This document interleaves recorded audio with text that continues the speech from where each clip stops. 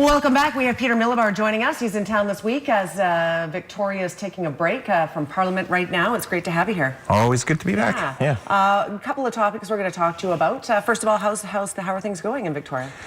Things are good. It's a bit of a switch going from mayor to MLA, and it's even more of a switch, I guess, going to opposition. But all in all, it's been a good adjustment, and I like to think I've got a pretty good handle on how things work and how to move things forward. Right. Always a learning curve to start off with. Not that you weren't well equipped to figure it out quite quickly, but you're probably into the throw of it now. Yeah, a learning curve. I was fortunate in that, I guess, being in opposition, you're trying to figure out how to move a project forward or get an application or a problem solved when you're not in government, and that was similar to being mayor.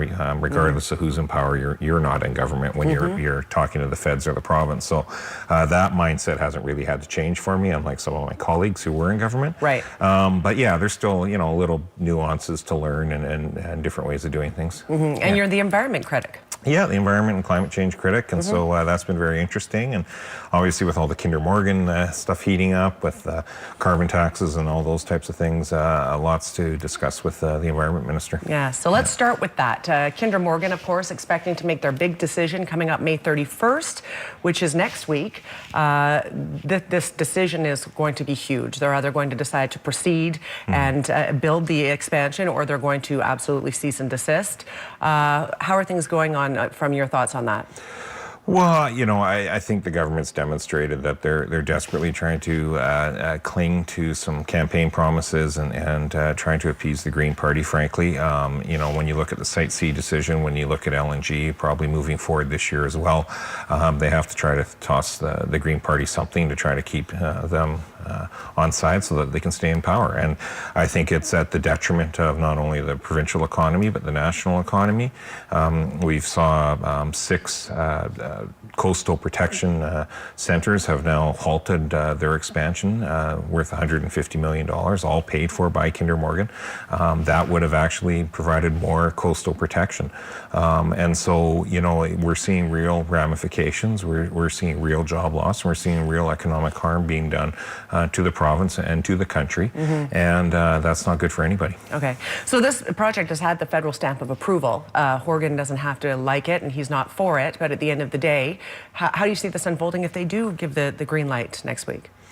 Well, it's interesting. The government saying, well, just because there's the approval, we're still going to do what we can do to try to essentially reverse some previous decisions, and that's what causes problems in the investment community. Yet they seem to pick and choose when that's convenient for them. We're hearing big concerns in the real estate industry around dual agency, and the finance minister's response is, well, this was started a couple of years ago, and there's nothing I can do about stepping into the middle of it. Well, but you're fine stepping in the middle of Kinder Morgan. And so, it doesn't really wash when that starts to happen. And so, I hope that Kinder Morgan will continue. It's worth billions of dollars, literally, 15.6 billion on the low end, to the national economy. There's lots of jobs. People say, well, there's no jobs in BC with this. Well, there is, around ocean protection, around the ports, around the extra piloting and that needs to happen to these ships to be able to get out to sea. And people, they fixate the marketing around 7-fold increase of tanker traffic was pretty wise, frankly. The reality is that means it's 1 tanker a day instead of 1 tanker a week. That's really what we're talking about. And I think when people hear 7-fold increase, they look at all the ships that they see in Vancouver and the Burrard Inlet, and they think that's what's going to be times 7. Right. And in actual fact, it goes from 1 ship a week to 1 ship a day.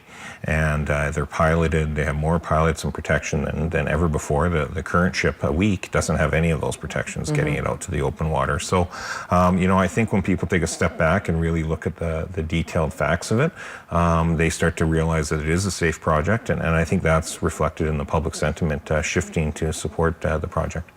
Meanwhile, you see all this provincial bickering back and forth between Rachel Notley's government in Alberta and John Horgan. The latest, I understand, is Rachel Notley they have passed legislation to be able to restrict how much oil comes to us. That's not good for us.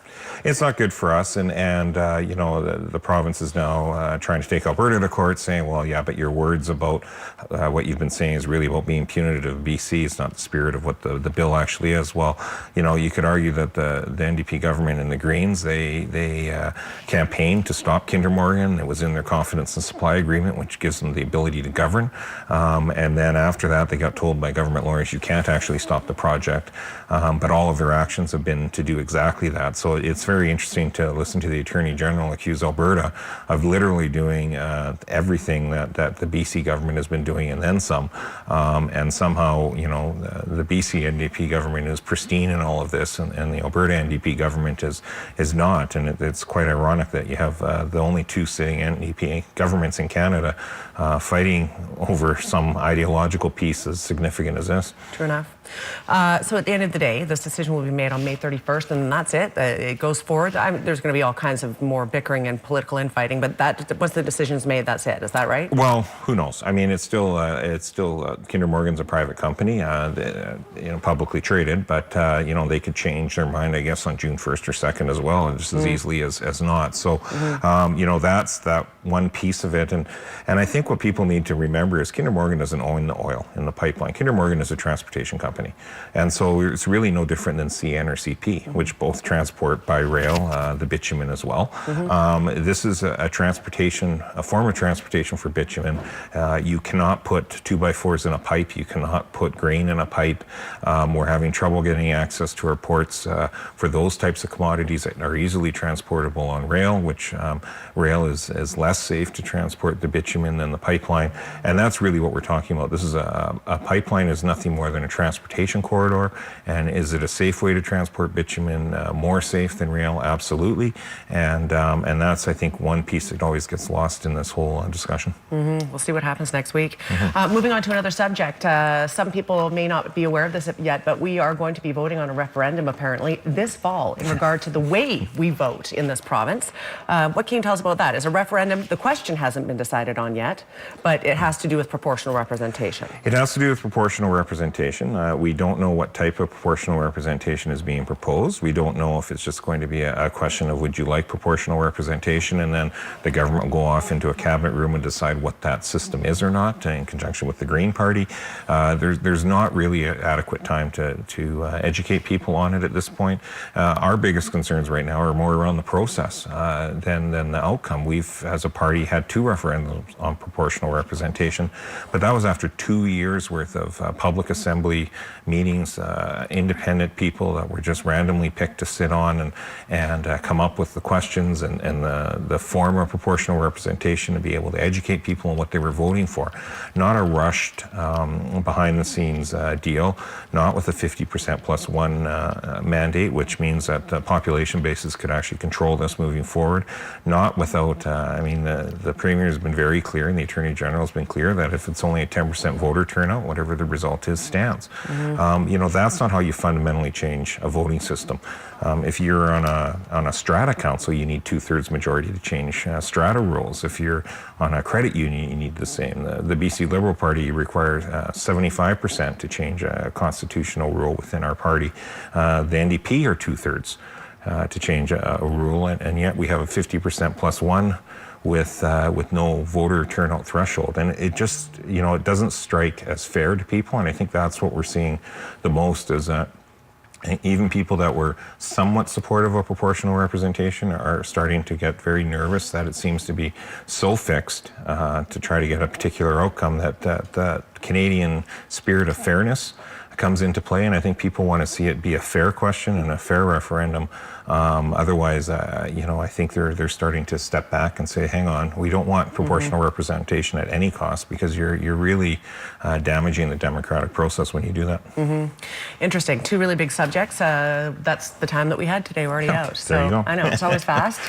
We're going to talk about gas. I think we can both agree that it's terribly expensive right now, but perhaps next month we'll talk about that more. Yeah, absolutely. Okay. All right, Peter. Thank you for being here. If you have any questions for our MLA, Kamloops North Thompson MLA, information is on the screen there. You can certainly email him or a phone number to his office. We're back after a quick break. Stay with us.